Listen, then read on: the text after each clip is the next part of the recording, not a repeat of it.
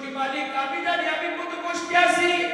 ও মালিক, তোমার দরবারে হাত উঠাইলাম, আমার আব্বারে তুমি মুসলমান বানাইয়া আমার স্বামীর সাহাবী বানায়া দাও। যেই মাত্র এই দোয়াটা করছেন, আমার রাসূল আমিন কই দিয়েছেন। নবীজি আমিন কইতে দেরি, আল্লাহ দরবারে কবুল হইতে দেরি হয় নাই। এজন্য আবু সুফিয়ান মক্কা বিজয়ের দিন কালেমা পড়ে মুসলমান হয়ে গেছেন। নবীজির সাহাবীদের প্রথম সারিতে চলে আসলেন সেই আবু সুফিয়ানের ছেলে হযরত আমির মুয়াবিয়া। আমির মুয়াবিয়া রাদিয়াল্লাহু তাআলা আনহু নবীজির কাতিব ওহী, নবীজির কাতিব ওহী। আল্লাহ নবী যার জন্য আল্লাহর কাছে দোয়া করছেন, আল্লাহ নবী যার জন্য দোয়া করছেন, নবীজি সব সময় তার ওয়াকিলে কোন হিসাবে রাখতেন। এত সম্মানী একজন সাহাবী হলেন আমির মুয়াবিয়া রাদিয়াল্লাহু তাআলা আনহু। তিনি আবু সুফিয়ানের ছেলে। এজন্য বলি যুবক, ওই আবু সুফিয়ান তখনও নবীর সাথে মুসলমান হন নাই। আল্লাহর নবীর সাথে দুশমনী, নবীজির সাথে চরম দুশমনী। ওইদিকে রোম সম্রাট ইনাকে ডাক দিয়ে আনলো। রোম সম্রাট ডাক দিয়ে আইটা বলতেছে, বাড়ি তোমার কোথায়? কয় বাড়ি হলো মক্কায়। মুহাম্মদকে চিনোনি? আবু সুফিয়ান কয় ভালো করে চিনি। রোম সম্রাট কয় মুহাম্মদ ভালো না খারাপ? আমাকে কালেমার দাওয়াতে চিঠি দিয়েছে। এবার তোমার কাছ থেকে জানতে চাই, মানুষ বালা না খারাপ এটা বেশি জানে তারা গ্রামের মানুষে, আরো বেশি জানে বাড়ির মানুষে, ঠিক না? হ্যাঁ, আমি যে কত বালা আর সারা দেশে যে কিছু ওয়াজ করতেছি, সবাই তো আমার খুব ভালো লাগতেছে, আলহামদুলিল্লাহ, সুস্বাগতম নিয়া। কিন্তু আমি মূলত কদ্দুর বালা এটা আপনার থেকে বেশি জানবো আমার গ্রামের মানুষের, যেখানে ছোট থেকে বড় হয়েছে, ঠিক না? হ্যাঁ, এজন্য রোম সম্রাটে কয় তোমার বাড়ি যদি মক্কা হয়, মুহাম্মদকে চিনো? চিনি, ভালো করে চিনি। মুহাম্মদ কেমন মানুষ? আমার কালেমার দাওয়াত দিছে। আচ্ছা, একটা মানুষের কালেমার দাওয়াত দিব অথবা নিজের নবী দাবি করবো, সে কেমন মানুষ এটা তো আমি রোম দেশ থেকে জানতে পারবো না। তুমি তো তার বাড়ির ঘরের মানুষ, এবার কত দেখি মোহাম্মদ কেমন মানুষ, তার শুরুকাল থেকে দেখছো। এখন আবু সুফিয়ান লিডার, যদিও নবীর সাথে দুশমনী, কিন্তু এখন বালা না খারাপ ওই তো গীতা ফোর্সে ভালোবাসেছে না। যদি কয় খারাপ, জিতা মিশা কথা। আপনারা লাখাই এলাকায় এখানে কিন্তু খারাপ মিশা কথা কয় না, ডাহা মিশা কথা না, জিতা মিশা কথা, খারাপ মিশা কথা, ঠিক না? আবু সুফিয়ান মনে মনে ভাবতেছে, এখন যদি আমি কই মুহাম্মদ খারাপ, এটা খারাপ মিশা কথা। আরো 10 জনে কইব বালা, আরো তো মক্কার যদি 10 জন পায়, তে 10 জনে কইব বালা, কারণ মুহাম্মদ খারাপ কথা কেউ কয় না, সবাই কয় বালা। আমি একটা লিডার হই, এখন খারাপ মিশা কথা কেমনে কই? আরে আর ওই যুগের কাফির কুফাররাও মিশা কথা কইতে শরমাইত, মুখে বাঁচত, বিবেকে বাঁধত, কেমনে মিশা কথা কই? আর আমরা জমানা এক জায়গাত খারইয়ে 10টা মিথ্যে ভাই মিশা, জায়গা খারইয়ে এক জায়গা খারইয়ে, ঠিক না? নি অথচ আল্লাহ রাসূল সাল্লাল্লাহু আলাইহি ওয়াসাল্লাম মিশা কথাকে এত বড় কবিরা গুনাহ কইছেন। সাহাবী জিজ্ঞাসা, ইয়া রাসূলুল্লাহ, মুসলমানে চুরি করতে পারে? রাসূল কয় হ্যাঁ পারে, শয়তানের দোকান করে নিতে পারে। মুসলমানে জিনা করতে পারে? রাসূল কয় এটাও হয়ে যেতে পারে, শয়তানের দোকান করে মুসলমানে জিনাও করে নিতে পারে। এরপরে সাহাবী কয়েকটা গুনার কথা জিজ্ঞাসা করে বলেন, ইয়া রাসূলুল্লাহ, মুসলমানে মিশা কথা বলতে পারে? রাসূল কয় অসম্ভব, মুসলমানে মিশা বলতে পারে। এবার আপনি বুঝেন আল্লাহ রাসূল মিশা কথাটারে কত বড় গুনাহ করেছেন। জিনা করতে পারে, ওই দিতে পারে, শয়তানের দোকান, চুরি করে নিতে পারে, শয়তানের দোকান, কিন্তু মুসলমানে মিশা করতে পারে না। কারণ মিশা কথা সকল গুনার মা। যে মিশা কথা হারাম শনাক্ত করে এর দুনিয়ার সব গুনাহ করতে পারে। এর লাগে কোনো কাম কঠিন না, সব শোনা, সব শোনা। কারণ হে জায়গা খাইয়ে একবারে জিতা মিশা কথার হাসা বানাই দেয়।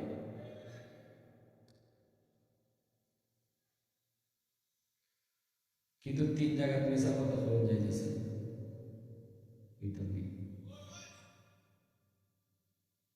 একটা হইল তুই মুসলমানের মাঝে ঝগড়া, দুইজন মুসলমানের মাতে না, একজন আরেকজনের খারাপ জানে।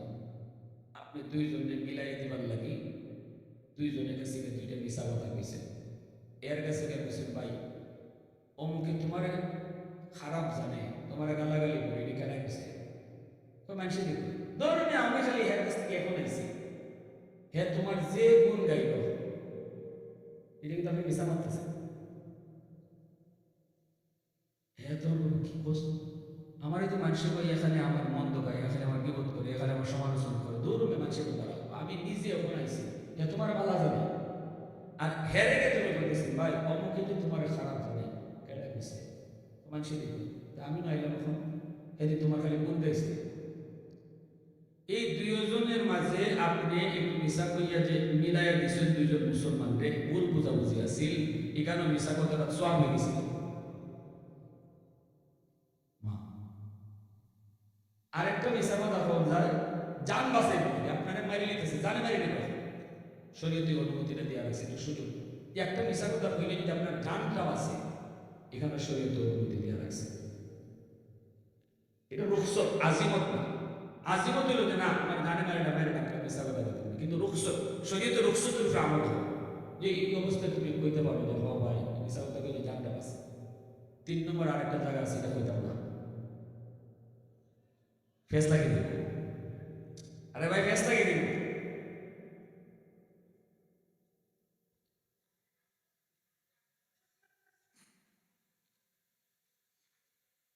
কইলে কইতাম পারি মাইক বন্ধ করে করলাম ম্যাডাম বলতে যাবে না আপনি, কারণ আমার খাওয়ান বাকি আছে ভাই।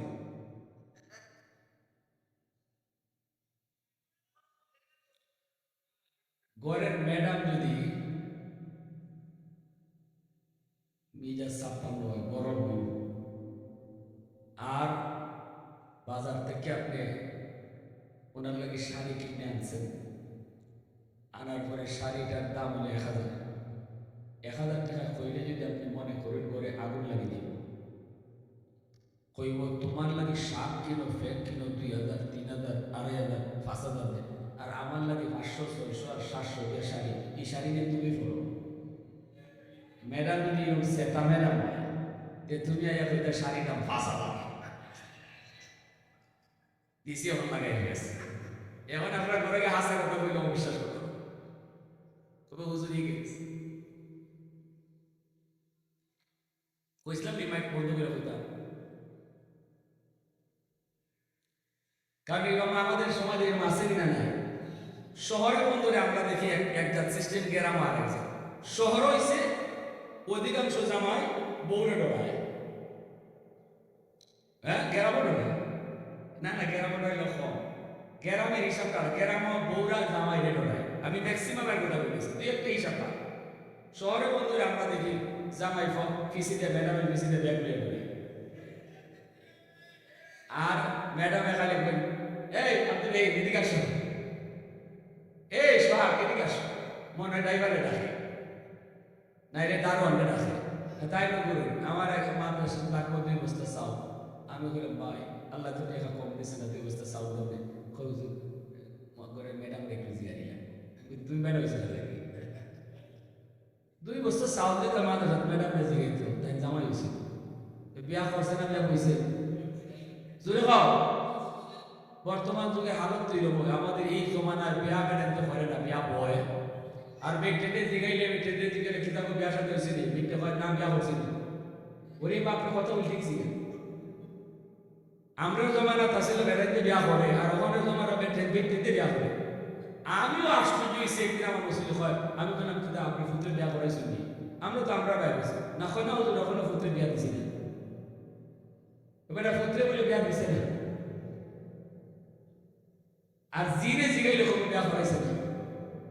এজন্য এখন সব উল্টে গেছি, এজন্য আর কি দিয়েছি সব উল্টে গেছি। এজন্যই এখন পেটে তো তালাক পেলায় মেনে দেওয়া তালাক দেওয়া লাগে না। আসলে একদিন আমার একটা দুস্থ কাজী সাহেব হয়েছে, তো দুস কাজী হয়েছে 15 দিন হয়েছে, সবার আগে আমার মামলা শুরু হয়েছে লেখালেখি তালাক দিয়া, বিসমিল্লাহ হয়েছে তালাক দিয়া, বিয়া ফরানি কাম শুরু না তালাক দিয়ে বলে শুরু হয়েছে। কয় আরো আশ্চর্য বিষয় হলো তালাকটা দিছে ব্যক্তি। তালাক দেওয়ার অধিকার আছে জামাই, মানে উল্টে গেছি গা বুড়া তো কেন লাগে, কারণ এই যুগে বেড়াইতে বিয়া করে না, বেটিতে বিয়া করে, ওই জন্য তালাকও ব্যক্তিতে দেয়। সব উল্টে দেব, সব উল্টে কুস্তার বাইরে থাকে। এই অবস্থায় আল্লাহ রাসূল সাল্লাল্লাহু আলাইহি ওয়াসাল্লাম কই আসলাম?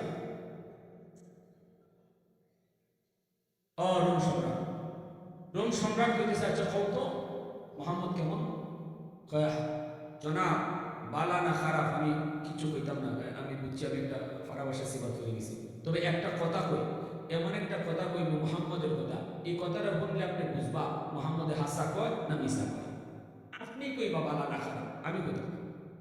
তো রোম সম্রাটে কয় কও।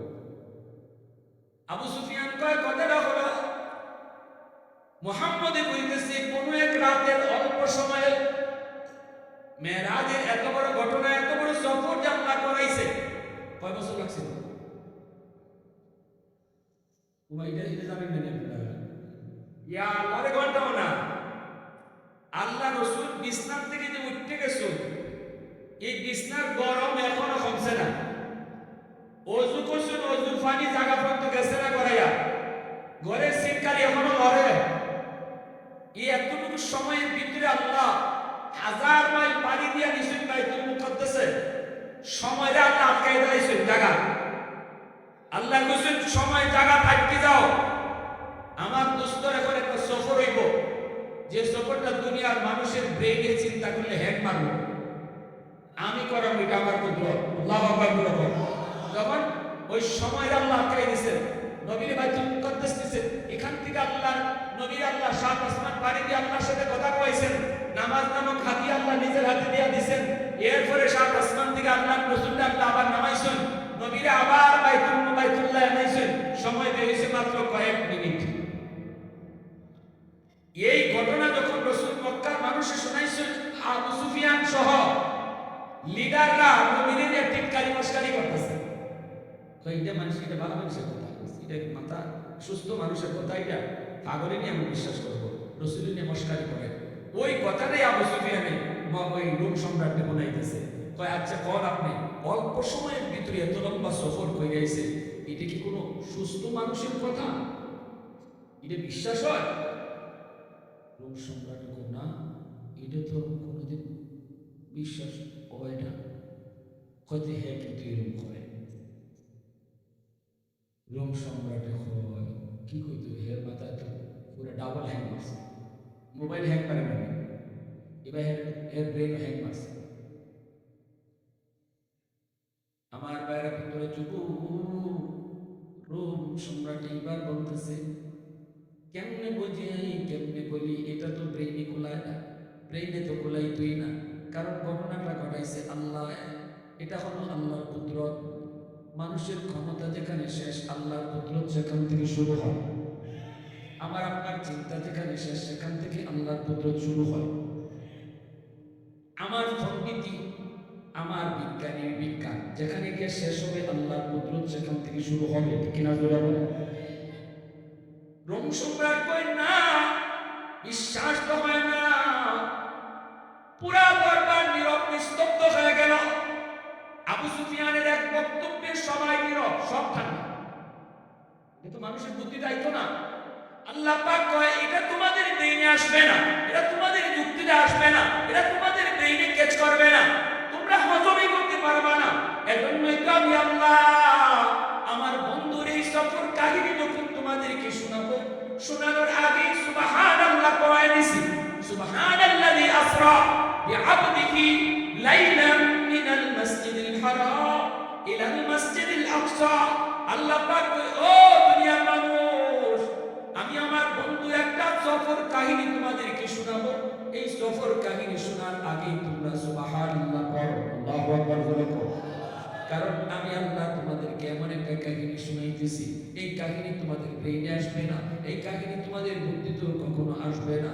এজন্য সবার আগে সুবহানাল্লাহ পড়ো। আল্লাহ সুবহানাল্লাহ পড়ায় দিয়েছেন।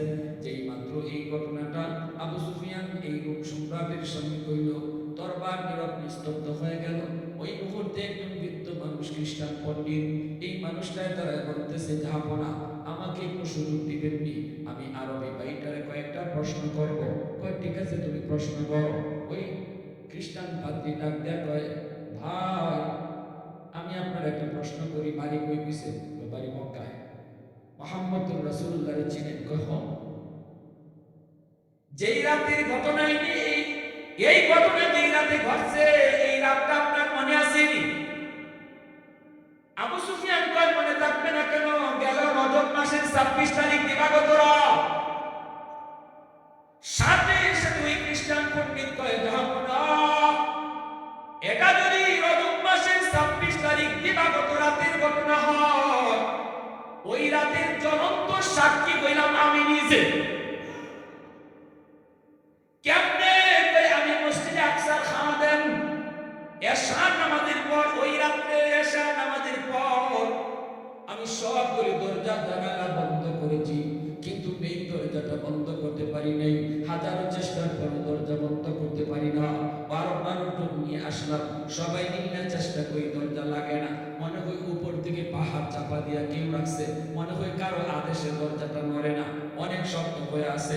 কলকবজা কোথাও আটকে আছে কিনা মিস্ত্রি আইনে আমি দেখলাম, না না কলকবজা কোথাও আটকে নাই গো। আমরা চেষ্টা করলাম কিন্তু দরজা লাগাইতে পারি না। আমি বাধ্য হয়ে দরজাটা খোলা রাখতেই চলে গেছি। ফজরের আগে আগে আমি দৌড়ে মসজিদ আকসা আসছি, দরজা বন্ধ করতে পারি নাই গো।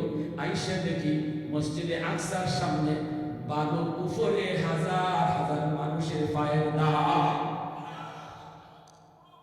আমি তাকে দেখি একটা পাথরের মধ্যে রশি বাঁধা, আর রশির মাথার মধ্যে একটা চতুষ্পদ জানোয়ারের পায়ের ছবি। এরপরে আমি মসজিদের ভিতরে ঢুকলাম। ওই দরজা এশা নামাজের পরে লাগাইতে পারি নাই। ওই দরজার কাছে গেলাম, দরজা যখন আস্তে করে লাগাইতে চাইলাম, অত সহজে দরজাটা লেগে গেল।